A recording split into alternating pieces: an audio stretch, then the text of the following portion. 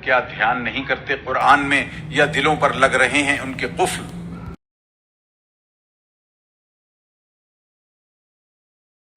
بسم اللہ الرحمن الرحیم۔ السلام علیکم ورحمۃ اللہ وبرکاتہ۔ ناظرین کرام، قرآن مجید کا ترجمہ اور اس کی تفہیم کا پروگرام آپ حضرات کی خدمت میں پیش ہے، اور اس میں قرآن مجید کے ترجمے کو تحت اللفظ ترجمہ اور اصطلاحی ترجمہ پیش کیا جائے گا۔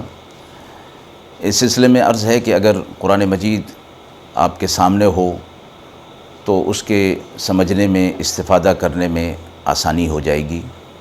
بہرحال ہم پروگرام کو شروع کرتے ہیں۔ قرآن مجید کی ابتدا سورۃ الفاتحہ کے ساتھ ہوتی ہے، اور فاتحہ قرآن مجید کی پہلی سورت مبارکہ جو اس کا مشہور نام ہے۔ احادیث مبارکہ میں اس کے اور بھی نام آئے ہیں، لیکن یہ نام مشہور ہے، اور فاتحہ کا معنی ابتدا کرنا، کھولنا۔ تو چونکہ قرآن مجید کی ابتدا اس کے ساتھ ہو رہی ہے، اس لیے اس کا نام سورۃ الفاتحہ رکھا گیا ہے۔ احادیث مبارکہ میں سورۃ الکتاب، ام الکتاب، سورۃ الشفاء، سورۃ الحمد وغیرہ نام آئے ہیں۔ محدثین مفسرین نے احادیث کے حوالے سے اور بھی نام گنائے ہیں، لیکن مشہور نام یہی ہیں۔ قرآن مجید کی تلاوت سے پہلے تعوذ اور تسمیہ پڑھا جاتا ہے۔ تعوذ کا معنی اعوذ باللہ، تسمیہ کا معنی بسم اللہ۔ خود قرآن مجید کے اندر مذکور ہے کہ جب تم قرآن کی تلاوت کرو تو اللہ رب العزت کی پناہ لے لیا کرو شیطان مردود سے۔ ایک اور آیت میں فرمایا گیا کہ جب قرآن پڑھا جائے تو خاموش رہا کرو اور توجہ کے ساتھ اسے سنا کرو تاکہ تم پر رحم کیا جائے۔ تو قرآن مجید کی تلاوت سے پہلے اعوذ باللہ من الشیطان الرجیم اور بسم اللہ الرحمن الرحیم دونوں پڑھنا ضروری ہیں۔ قرآن مجید کی صورتوں کی ابتدا میں بسم اللہ الرحمن الرحیم آتا ہے۔ تمام مفسرین فرماتے ہیں کہ یہ سورت کا جز نہیں ہے، سورت کا حصہ نہیں ہے۔ جس سورت کی ابتدا میں بسم اللہ الرحمن الرحیم لکھی ہوئی ہے، وہ بسم اللہ اس سورت کا حصہ نہیں ہے۔ البتہ سورۃ النمل پارہ نمبر 19 کے اندر یہ بسم اللہ الرحمن الرحیم پوری ایک آیت ہے، جو کہ اس سورت کی ایک آیت شمار ہوتی ہے۔ لیکن قرآن مجید کی دیگر آیات کی سورتوں کی ابتدا میں جو بسم اللہ ہے، وہ دراصل ایک سورت اور دوسری سورت کے درمیان فاصلے کے لیے اور امتیاز کے لیے، فرق کے لیے رکھی گئی ہے۔ سوا سورہ برات کے جو 10ویں پارے میں مذکور ہے، اس کی ابتدا میں بسم اللہ الرحمن الرحیم نہیں ہے۔ تو جب اس کی ترتیب یہ ہے کہ ہر سورت کی ابتدا میں بسم اللہ الرحمن الرحیم پڑھ لیا جائے، اور سورۃ البرات جب کہ پیچھے سے تلاوت ہو رہی ہو تو پھر اس میں بسم اللہ الرحمن الرحیم نہیں پڑھی جائے گی۔ ہاں، اگر سورت برات سے ہی شروع کیا جا رہا ہو تو اعوذ باللہ اور بسم اللہ دونوں پڑھی جائیں گی، اگرچہ وہاں پر بسم اللہ لکھی ہوئی نہیں ہے۔ اعوذ باللہ من الشیطان الرجیم کا تعلق قرآن مجید کی تلاوت کے ساتھ ہے۔ بسم اللہ کا تعلق ہر اچھے کام کے ساتھ ہے۔ آپ صلی اللہ علیہ وسلم جب تک یہ بسم اللہ الرحمن الرحیم نازل نہیں ہوئی تھی تو آپ صلی اللہ علیہ وسلم بسمک اللہم پڑھا کرتے تھے، کہ اللہ کے نام کے ساتھ۔ جب بسم اللہ الرحمن الرحیم نازل ہوئی، پوری آیت نازل ہوئی، تو آپ صلی اللہ علیہ وسلم نے پھر اس کو ترک فرما دیا اور بسم اللہ الرحمن الرحیم پڑھنے لگے، اور امت کو بھی اس کی تعلیم فرمائی۔ آپ صلی اللہ علیہ وسلم نے فرمایا، ہر وہ اچھا کام جس پر اللہ کا نام نہ لیا جائے وہ مبارک نہیں ہوتا۔ تو قرآن مجید کی ابتدا اعوذ باللہ بسم اللہ کے ساتھ، کہ دل کے اندر شیطان کے وساوس نہ ہوں اور اللہ کی پناہ میں آ جائے۔ اعوذ اس کا مطلب ہے کہ میں پناہ چاہتا ہوں، باللہ اللہ کے ساتھ، اللہ کی پناہ میں آنا چاہتا ہوں، من الشیطان شیطان سے، رجیم جو کہ مردود ہے، دھتکارا ہوا ہے۔ یہ بھی دراصل ایک دعا ہے، اللہ رب العزت سے یہ دعا کی جا رہی ہے کہ اب میرے دل کے اندر کوئی وساوس نہ آئیں اور کوئی پریشانی نہ آئے۔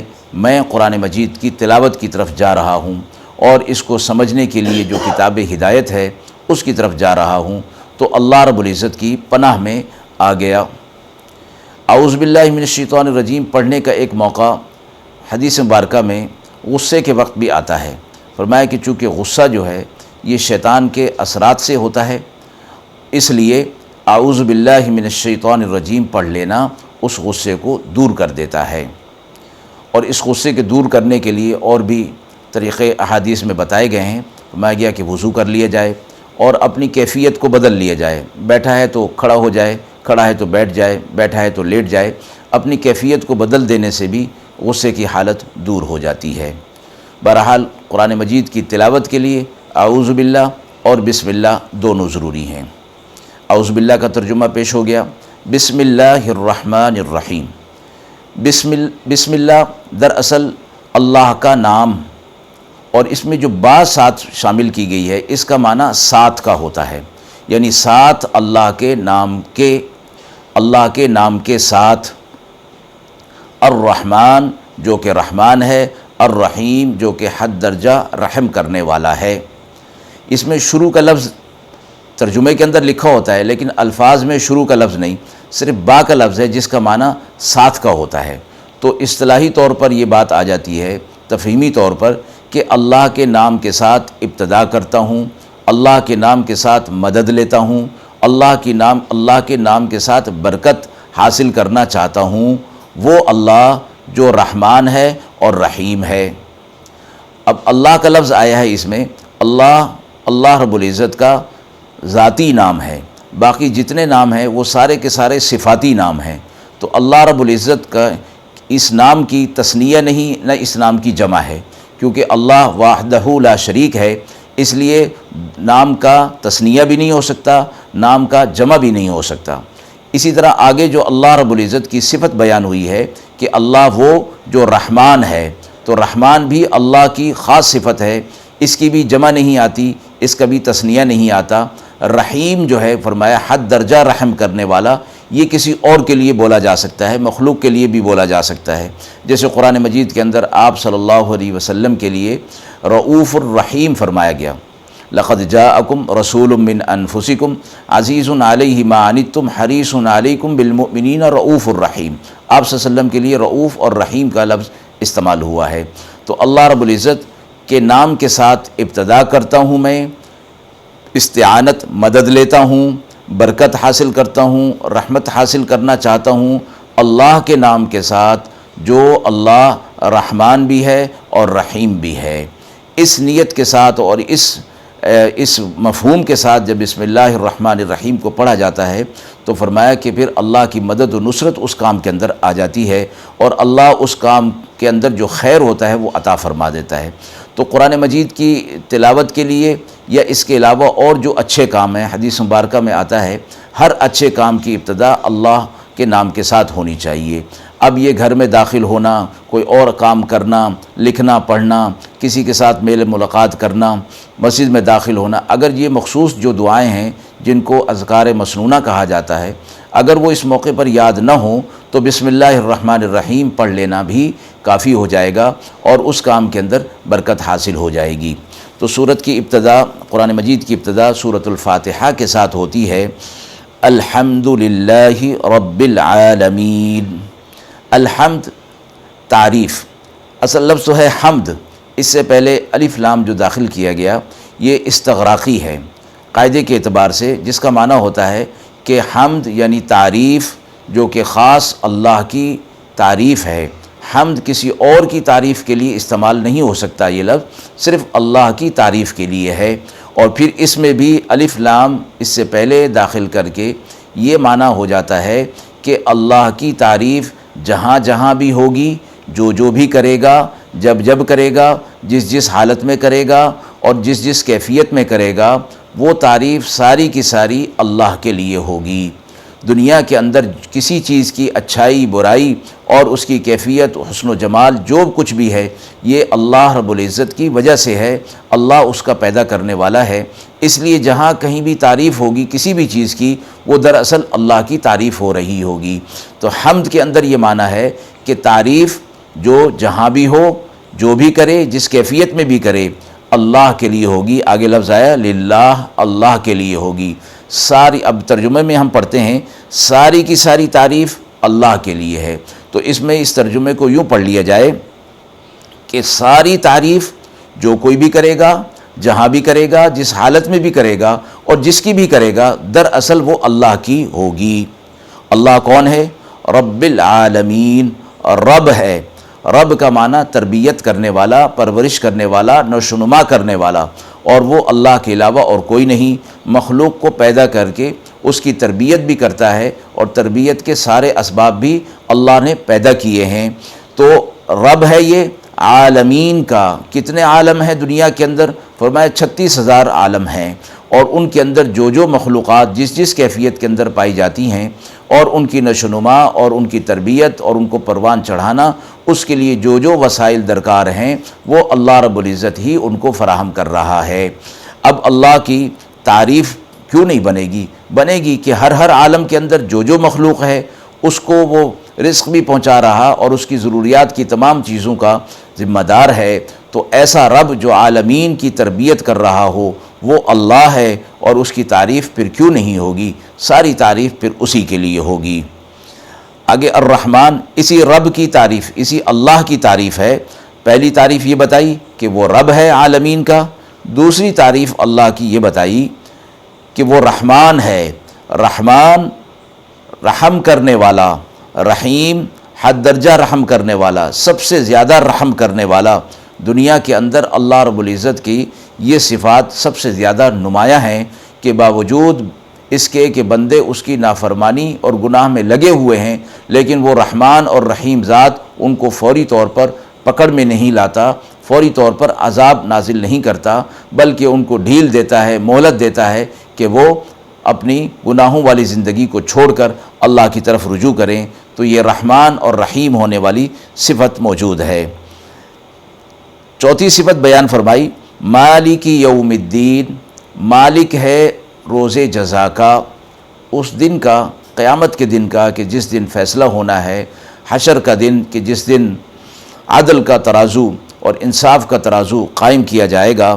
اللہ رب العزت اس دن کا مالک ہے۔ ایاک نعبد و ایاک نستعین، خاص ہم تیری عبادت کرتے ہیں، ایاک خاص تیری، نعبد ہم عبادت کرتے ہیں، و ایاک اور خاص تیری، نستعین تجھ سے مدد چاہتے ہیں۔ اب یہ آیت دراصل بندے کی طرف سے اللہ کے حضور میں ایک بندگی اور عاجزی اور انکساری کا اظہار ہے۔ اس سے پہلے اللہ تعالیٰ کی تعریف اور حمد و ثنا تھی، تو اب بندہ اپنی عاجزی اور انکساری کو اظہار کر رہا ہے کہ اے اللہ، ہم سب بحیثیت مجموعی انسان ہم تیری عبادت کرتے ہیں، خاص تیری عبادت کرتے ہیں، و ایاک اور خاص تجھ سے مدد طلب کرتے ہیں۔ عبادت بھی اللہ کی اور مدد و نصرت بھی اللہ ہی کی، اللہ ہی سے جو ہے وہ طلب کرنی ہے۔ اب عبادت تو اللہ کی سمجھ میں آتی ہے، مدد اور نصرت جو ہے وہ دوسروں سے بھی ہوتی ہے۔ فرمایا کہ وہ مدد و نصرت نہیں جو اسباب کی دنیا میں ہوتی ہے۔ ایک آدمی دوسرے آدمی سے کہتا ہے کہ مجھے پانی پلا دیں، مجھے یہ کام کر دیں، وہ کسی سے طلب کرتا ہے۔ فرمایا یہ اسباب کی دنیا میں ہے، اس مدد سے منع نہیں کیا گیا، اور اس مدد کے بغیر تو زندگی کا معاملات چل نہیں سکتے ہیں۔ جس مدد سے منع کیا جا رہا ہے وہ مدد جو بغیر اسباب کے ہو سکتی ہے، اولاد دینا، خوشی غمی دینا، راحت دینا، سکون دینا، پریشانیوں سے نکالنا، یہ اللہ رب العزت کی مدد سے ہی ہو سکتا ہے، چونکہ یہ آتی اللہ کی طرف سے ہیں، جائیں گی بھی اللہ کی طرف سے۔ تو خاص عبادت بھی اللہ کی اور خاص مدد و نصرت بھی اللہ ہی کی طرف سے جو ہے وہ ہونی ہے۔ اس میں توحید کا خاص سبق جو ہے وہ بیان کیا گیا ہے۔ اب یہاں ایک بات سمجھنے کی ہے کہ ایاک کا لفظ جو ہے وہ 2 مرتبہ آیا، ایک مرتبہ عبادت کے ساتھ اور ایک مرتبہ مدد اور نصرت کے ساتھ۔ تو فرمایا کہ اگر یہ ایک ہی آیت ہے اور اس میں ایاک کا لفظ جو ہے وہ شروع میں لا کر نعبدو اور نستعین کے ساتھ ملا کر اگر لگا دیا جاتا تب بھی بات بن سکتی تھی، لیکن فرمایا کہ خاص جو وہ الگ لگایا گیا، کہیں آنے والے لوگ یہ نہ سمجھ لیں کہ ایاک کا نعبدو کے ساتھ تعلق ہے، نستعین کے ساتھ تعلق نہیں ہے۔ اس لیے ایاک لفظ نستعین کے ساتھ بھی دوبارہ لگا دیا گیا۔ تو ترجمہ یوں بنے گا کہ اے اللہ ہم خاص تیری عبادت کرتے ہیں، اور اے اللہ خاص ہم تجھی سے مدد طلب کرتے ہیں۔ اہدنا الصراط المستقیم، دکھائیے ہمیں سیدھا راستہ، یا ہدایت دیجیے ہمیں سیدھے راستے کی، یا ہمیں صراط مستقیم پر چلائیے۔ صراط کہتے ہیں راستے کو، اور مستقیم کہتے ہیں جو بالکل سیدھا ہو، ذرا سا بھی اس کے اندر ٹیڑھا پن نہ ہو۔ تو اللہ رب العزت سے یہ دعا کی جا رہی ہے۔ اس آیت میں دعا ہے، اور وہ سورۃ الفاتحہ جس کو پوری کی پوری دعا فرمایا گیا، فرمایا کہ وہ اس کا اہم حصہ اس دعا کا یہی ہے کہ انسانیت کے لیے سب سے اہم چیز جو ہے وہ صراط مستقیم کی ہدایت ہے، جو پورا قرآن مجید اس کے لیے نازل فرمایا گیا، اور قرآن مجید کو کتاب ہدایت فرمایا گیا ہے۔ تو یہ دعا کر رہے ہیں، اہدنا، اے ہمارے رب ہمیں ہدایت دے دیجئے، صراط المستقیم، سیدھے راستے کی، وہ راستہ جو بالکل سیدھا ہو۔ اور فرمایا کہ وہ صراط مستقیم کیا چیز ہے؟ وہ یہ پورا قرآن مجید ہے۔ آپ صلی اللہ علیہ وسلم ایک مرتبہ صحابہ اکرام رضوان اللہ تعالیٰ علیہم اجمعین کے ساتھ زمین پر تشریف فرما تھے۔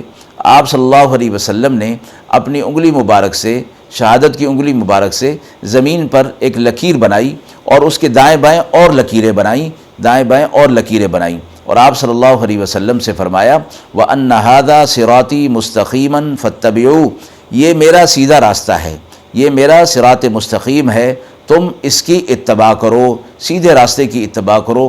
وَلَا تَتَّبِعُوا السُّبُلَ فَتَفَرَّقَ بِكُمْ عَنْ سَبِيلِهِ، اگر تم دائیں بائیں کے راستوں کی اتباع کرو گے تو پھر تمہیں وہ صراط مستقیم سے ہٹا دیں گے۔ تو ہدایت اور صراط مستقیم ایک ہی ہے، جو قرآن کی صورت میں اللہ رب العزت نے نازل فرما دی۔ تو اس آیت مبارکہ میں ہدایت کی دعا کی جا رہی ہے، اہدنا الصراط المستقیم، اے ہمارے رب ہمیں صراط مستقیم کی ہدایت دے دیجئے۔ اب وہ کون سا صراط، کون سا راستہ، اس کی وضاحت اگلی آیت میں ہے۔ صراط الذین، راستہ ان لوگوں کا، انعمت علیہم، جن پر آپ کا انعام نازل ہوا، یا جن پر آپ نے انعام نازل کیا تھا، ایسے لوگوں کا راستہ جس پر وہ چلے اور آپ نے پھر ان پر اپنا انعام نازل کیا۔ وہ صراط مستقیم پر چلنے والے لوگ تھے، اور چل پڑے، چلے تو آپ نے ان پر اپنا انعام نازل کر دیا۔ ایسے لوگوں کا راستہ ہمیں دکھا دیجئے۔ غیر المغضوبی، اور نہ ان لوگوں کا راستہ، غیر کا معنی نہ ان کا، المغضوب علیہم، جن پر آپ کا غضب نازل ہوا۔ اب جیسے انعمت علیہم، جن پر آپ کا انعام نازل ہوا، المغضوب علیہم، جن پر آپ کا غضب نازل ہوا۔ تو الذین انعمت علیہم کا ان لوگوں کے راستے کی دعا کی جا رہی ہے جن پر انعام ہوا، اور ایسے لوگوں کے راستے سے پناہ مانگی جا رہی ہے جن پر اللہ کا غضب نازل ہوا، مغضوب ہوئے وہ لوگ۔ ولا الضالین، اور نہ وہ لوگ کہ جو گمراہ ہو گئے، یعنی نہ ان لوگوں کے راستے پر جو راستے سے پھٹک گئے، گمراہ ہو گئے، ہمیں ان کا راستہ نہیں چاہیے۔ اے اللہ ہمیں آپ کے انعام یافتہ بندوں کا راستہ چاہیے۔ اس آیت مبارکہ میں صراط الذین انعمت، یہ تا کے اوپر جو زبر آیا ہے، اس کا مطلب یہ ہوتا ہے کہ جن پر آپ نے انعام نازل کیا۔ اگر اس کو پڑھا جائے انعمتو، تو اس کا مطلب ہوگا جن پر میں نے انعام کیا۔ تو یہ قرآن مجید کی وہ آیات میں سے وہ جگہ، اور ان مقامات کو جاننا تلاوت کرنے والے کے لیے انتہائی ضروری ہے۔ ہو سکتا ہے کہ بے دہانی میں وہ زبر کی جگہ زیر، زیر کی جگہ زبر اور پیش جو ہے وہ پڑ جائے، تو معنی اور مفہوم کے اندر تبدیلی ہو جائے گی۔ جیسے یہاں پر ہے کہ انعمتا کا معنی اے ہمارے رب جن پر آپ نے انعام نازل کیا۔ اگر انعمتو پڑھیں گے تو اس کا مطلب ہوگا جن پر میں نے انعام نازل کیا، تو یہ دائرہ اسلام سے خارج ہونے والی بات ہے کہ وہ لوگ صراط مستقیم کی ہدایت جو ہے وہ تو اللہ کی طرف سے ہے، تو یہ اس کی نسبت اپنی طرف جو ہے وہ نہیں کی جا سکتی۔ اس لیے یہاں پر اس چیز کا خیال رکھنا ضروری ہے۔ صراط الذین انعمت علیہم، ان لوگوں کا راستہ ہمیں چاہیے کہ جن پر آپ کا انعام نازل ہوا، اور ایسے لوگوں سے ہم پناہ میں آتے ہیں، آپ کی پناہ میں آتے ہیں جن پر آپ کا غضب نازل ہوا۔ ایسوں کے راستے پر ہم نہیں چلنا چاہتے، اور جو گمراہ ہو گئے تھے اللہ ہمیں ان کے راستے پر بھی نہیں چلنا، ہمیں تو صراط مستقیم پر چلنا ہے۔ آخر میں آمین اس پر کہا جاتا ہے۔ احناف امام ابو حنیفہ فرماتے ہیں کہ چونکہ آمین جو ہے وہ اس قرآن مجید کا حصہ نہیں اور نہ اس کے بعد کا کوئی حصہ ہے، اس لیے آمین زور سے نہیں کہا جا سکتا، آمین آہستہ کہی جائے گی۔ البتہ تلاوت کے دوران اگر آمین زور سے کہہ لے تو کوئی حرج نہیں۔ نماز کے اندر آمین کہنی ہے لیکن ہلکی آواز میں، امام بھی اور مقتدی دونوں ہلکی آواز میں کہیں گے، لیکن اس کو تفرقے کا اور مسلک کا موضوع نہیں بنانا چاہیے کہ اس کی وجہ سے جو ہے وہ ایک دوسرے کے ساتھ نفرت ہو جائے۔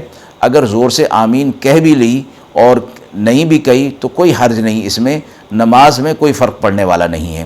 اس کی وجہ سے کہ وہاں آمین زور سے ہوتی ہے نماز پڑھنا چھوڑ دیا جائے، یا وہاں آمین کہتے نہیں وہاں نماز پڑھنا چھوڑ دیا جائے، یہ چیز جو ہے بالکل مناسب نہیں ہے، تفرقے کا باعث ہے۔ جہاں آمین زور سے ہو رہی ہے وہ بھی ٹھیک ہے، جہاں آمین ہلکی ہو رہی ہے وہ بھی ٹھیک ہے، سب نماز اللہ کے لیے ہو رہی ہے، اور جو ہلکا آمین کہہ رہا ہے وہ بھی اللہ کے لیے آمین کہہ رہا ہے، جو زور سے کہہ رہا ہے وہ بھی اللہ کے لیے آمین جو ہے وہ کہہ رہا ہے۔ اس چیز کو تفرقے کا باعث نہیں بنانا چاہیے۔ ایک اجمالی طور پر دوبارہ دیکھ لیجئے، الحمد ساری کی ساری تعریف اللہ کے لیے، ساری تعریف جہاں کہیں بھی ہوگی، جو کوئی بھی کرے گا جس کیفیت میں کرے گا، للہ اللہ کے لیے ہوگی۔ رب العالمین اللہ وہ ہے جو رب ہے تمام عالمین کا، الرحمن وہ رحمان بھی ہے رحیم بھی ہے، اور یوم جزا کا قیامت کے دن کا وہ مالک ہے۔ اے ہمارے رب خاص ہم تیری عبادت کرتے ہیں، اور اے ہمارے رب خاص ہم تجھی سے مدد چاہتے ہیں، ہمیں صراط مستقیم کی ہدایت عطا فرما دیجئے۔ وہ صراط مستقیم ان لوگوں کا صراط راستہ جن پر آپ کا انعام نازل ہوا، اور وہ انعام یافتہ بندے تھے آپ کے، نہ ان لوگوں کا راستہ جو مغضوب ہوئے جن پر آپ کا غضب نازل ہوا اور جو گمراہ ہو گئے اپنے راستے سے، ہمیں ان کا راستہ نہیں چاہیے۔ آمین آمین یا رب العالمین۔ یہ سورہ فاتحہ اس پر پوری ہو جاتی ہے۔ اگلی سورت سورۃ البقرہ ہے۔ بسم اللہ الرحمن الرحیم کے ساتھ الف لام میم کے ساتھ یہ شروع ہوتی ہے۔ الف لام میم حروف مقطعات میں سے ہے، یعنی قرآن مجید کی بعض صورتیں ایسی ہیں جن کی ابتدا میں الگ الگ حروف آئے ہیں، الف لام را، الف لام میم را، کاف ہا یا عین صاد، حامیم حامیم عین سین قاف، صاد نون، اس طرح کے مفرد الفاظ، الگ الگ الفاظ، اور ان کو اسی طرح الگ الگ ہی پڑھا جاتا ہے، اور قرآن مجید کے ان حروف کو حروف مقطعات کہا جاتا ہے۔ احادیث میں ان کا مفہوم بیان نہیں ہوا ہے، اور نہ قرآن مجید کے اندر ان کا بیان ہوا ہے۔ البتہ یہ وہ حروف ہیں، وہ کلمات ہیں جن کو متشابہات جو ہے وہ کہا گیا ہے۔ سورہ آل عمران کی ابتدا میں فرمایا گیا والذی انزل علیک الکتاب منہ آیات محکمات ہن ام الکتاب و اخر متشابہات۔ اس کتاب کے اندر ہم نے دو قسم کے احکامات نازل کیے ہیں، ایک وہ احکامات جو واضح ہیں جن کا حکم واضح ہے، اور دوسرے قسم کے احکامات وہ ہیں جو متشابہات میں سے ہیں، تو جن کے دلوں کے اندر ٹیڑھا پن ہوتا ہے وہ ان متشابہات کے پیچھے پڑ جاتے ہیں، اور جو ایمان اور علم میں پختہ ہوتے ہیں والراسخون فی العلم یقولون آمنا بہ کل من عند ربنا، جو علم کے اندر اور ایمان کے اندر پختہ ہوتے ہیں وہ کہتے ہیں کہ یہ سب کچھ ہمارے رب کی طرف سے ہے اور ہم اس پر اسی طرح ایمان لے آئے ہیں۔ تو جب جس کا معنی اور مفہوم بیان نہیں فرمایا گیا اور آپ صلی اللہ علیہ وسلم نے بھی اس کو بیان نہیں فرمایا تو اس کو اسی طرح ہی رہنے دینا ہے۔ البتہ مفسرین نے اپنے اپنے ذوق کے مطابق ان کے کچھ معنی اور مفہوم بیان کرنے کی کوشش کی ہے، بہرحال وہ تفسیر کی چیز ہے، وہاں اس کو دیکھا جا سکتا ہے۔ ذالک الکتاب لا ریب فیہ، ذالک اس میں اشارہ جو دور کے لیے ہوتا ہے، اور حاذا اور حاذی قریب کے لیے ہوتا ہے، تو فرمائی یہ وہ کتاب ہے جس میں کسی قسم کا شک اور شبہ نہیں ہے، لا ریب کوئی شک اور شبہ نہیں، یہ وہ کتاب، ذالک الکتاب یہ وہ کتاب ہے جس میں شک اور شبہ نہیں ہے، فرمایا یہ کس کتاب کی بات ہو رہی ہے؟ یہ وہ کتاب ہے۔ اس سے تو پتہ چلتا ہے کہ یہ پہلے سے کوئی مراد معلوم تھی، اس لیے اس کتاب کی طرف اشارہ کر کے بتایا جا رہا ہے۔ مفسرین نے فرمایا کہ یہ اس دعا کا جواب ہے جو پچھلی صورت کے اندر فرمایا تھا، اہدنا الصراط المستقیم، ہمیں صراط مستقیم کی ہدایت نصیب فرمائیے، عطا فرمائیے، دکھا دیجئے، صراط مستقیم پر ہمیں چلائیے۔ تو وہ دعا اللہ رب العزت نے قبول فرما کر یہ فرمایا یہ وہ کتاب ہے جس میں شک اور شبے کی گنجائش نہیں، یہ کتاب ہدایت ہے۔ آگے خود فرما دیا فی ھدی للمتقین۔ اب لا ریب فی کو اس کے ساتھ بھی ملایا جا سکتا ہے اور فی کو آگے بھی ملایا جا سکتا ہے۔ ذالک الکتاب لا ریب کہ اس کے اندر کوئی شک اور شبہ نہیں۔ اب لا ریب فی کر لیں تو اس میں شک اور شبہ نہیں، اب فی کو آگے کے ساتھ ملائیں تو اس میں ہدایت ہے متقی لوگوں کے لیے۔ دونوں معنی جو ہے وہ ٹھیک ہے۔ اور اس میں آپ اگر غور کریں قرآن مجید کے اس حصے کے اوپر آپ دیکھیں تو جو رموز اوقاف میں سے ہے یہ 3 جو نقطے لگے ہوئے ہیں، ان جب برابر برابر آتے ہیں تو ان 2 حصوں میں سے ایک پر رکنا جو ہے وہ ضروری ہوتا ہے۔ اگر پہلے پر رکیں تب بھی معنی میں فرق نہیں، دوسرے پر رکیں تب بھی معنی میں فرق نہیں ہے۔ تو یہاں دیکھیں کہ ذالک الکتاب لا ریب، اگر یہاں رک گئے تو پھر اس کا مطلب اس لا ریب کا تعلق کتاب کے ساتھ ہو جائے گا کہ اس میں کوئی شک اور شبہ، اس کتاب میں کوئی شک و شبہ نہیں۔ اگر لا ریب فی پڑھ لیں تو اس کا مطلب ہوگا اس کتاب میں کوئی شک نہیں ہے۔ تو لا ریب کو فی کے ساتھ نہ ملایا جائے اور فی کو آگے کے ساتھ ملایا جائے تو پھر ہوگا فیہ ھدی للمتقین، اس میں ہدایت ہے متقی لوگوں کے لیے۔ تو بہرحال مفہوم اس طرح بنے گا کہ یہ وہ کتاب ہے جس میں شک اور شبہ تو ہے ہی نہیں، اور دوسری اس کی صفت یہ ہے کہ یہ متقی لوگوں کے لیے اس میں ہدایت ہے، تقوی اختیار کرنے والوں کے لیے ہدایت ہے۔ اب تقوی فرمایا کہ وہ لوگ متقی، پرہیزگار، ایمان والے لوگ، تو ان کے لیے اس میں ہدایت ہوگی۔ قرآن مجید تو ہدایت ہے تمام انسانیت کے لیے، لیکن یہاں فرمایا متقی لوگوں کے لیے ہدایت ہے۔ فرمایا کہ ہاں ایسی ہی بات ہے، قرآن مجید میں فرمایا گیا ھذا بلاغ للناس، یہ تمام لوگوں تک پہنچانے کے لیے اس کو بھیجا گیا ہے۔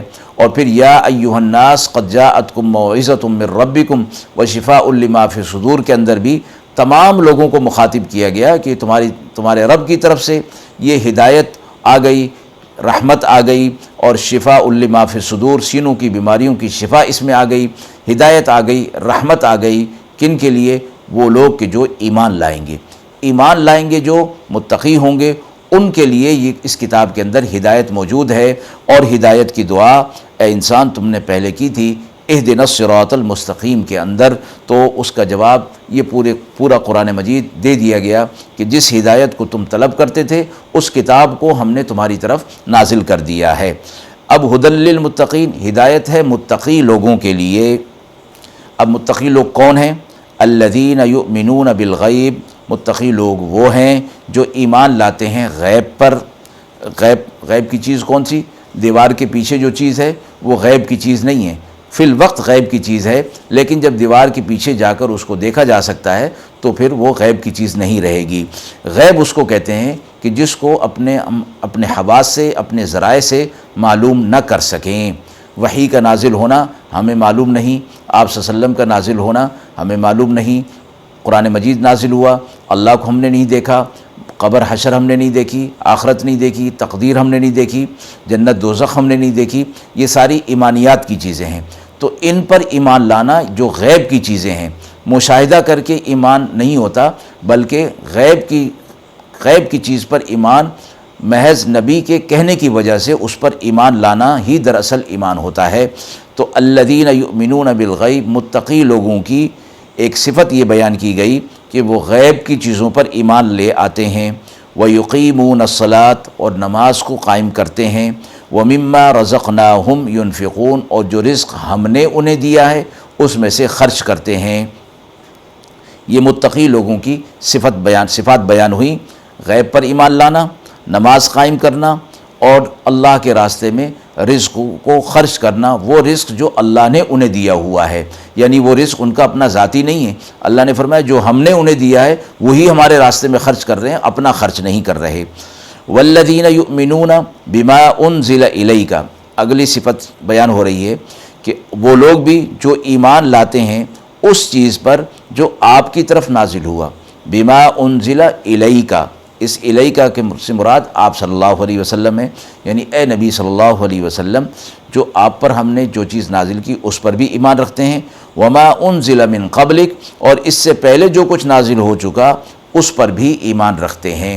یہ جو آپ صلی اللہ علیہ وسلم پر نازل ہوا وہ تو قرآن مجید ہے، وہ تو اس پر تو اہل ایمان کا ایمان ہے، مومنین کا ایمان ہے، لیکن اس سے پہلے جو چیزیں نازل ہوئیں فرمایا کہ وہ اپنے نزول کے اعتبار سے وہ برحق تھیں، لیکن اب وہ موجود نہیں، وہ منسوخ ہو گئی ہیں۔ اب ایمان اور عمل قرآن مجید پر ہوگا، احادیث مبارکہ پر ہوگا۔ اس سے پہلے کی چیزوں پر ایمان دراصل یقین رکھنا ایمان کا حصہ ہے، جیسے آتا ہے نا آمنت باللہ و ملائکتہ و کتبہ و رسلہ والیوم الآخر والقدر خیرہ و شرہ من اللہ تعالی والبعث بعد الموت۔ مومن تمام رسولوں پر ایمان لاتے ہیں، لیکن اس ایمان لانے کا مطلب یہ نہیں کہ وہ پچھلی رسولوں کی جو شریعت تھی اس پر جو ہے وہ اب عمل کریں گے۔ ایمان لانا کہ اس وقت کے اعتبار سے وہ نبی بھی برحق تھے اور ان کی شریعت بھی برحق تھی، اور ان پر جو کتابیں نازل ہوئیں وہ بھی برحق تھیں، لیکن اس وقت قرآن مجید اللہ کی طرف سے کتاب ہدایت ہے جس کی حفاظت کا ذمہ لیا ہے، اور پچھلی کتابیں اپنی اصلی صورت میں باقی نہیں۔ وَبِالْآخِرَةِ هُمْ يُوقِنُونَ، اور آخرت پر بھی یہ لوگ پورا یقین رکھتے ہیں کہ آخرت بھی آنے والی ہے۔ یہ متقی لوگوں کی چند صفات جو ہے وہ یہاں پر بیان فرما دی گئی۔ اس کے بعد فرما دیا اولئک، یہی لوگ متقی لوگ اور جن کی یہ صفات پیچھے بیان ہوئی ہیں، اولئک کا معنی یہی لوگ علی ھدی من ربہم، اپنے رب کی طرف سے ہدایت پر ہیں۔ جب یہ ان صفات کے حامل ہوں گے اور تقوی اختیار کریں گے تو اللہ ان کے اندر یہ صفات جو ہے پیدا کر دے گا، تو یہ لوگ اپنے رب کی طرف سے ہدایت پر آ گئے، ایسی صفات والے۔ وَأُولَئِكَ هُمُ الْمُفْلِحُونَ، اور ایسی ہی صفات والے فلاح پانے والے ہیں، کامیاب ہو جانے والے ہیں۔ وَمَا عَلَيْنَا إِلَّا الْبَلَاغُ الْمُبِينُ۔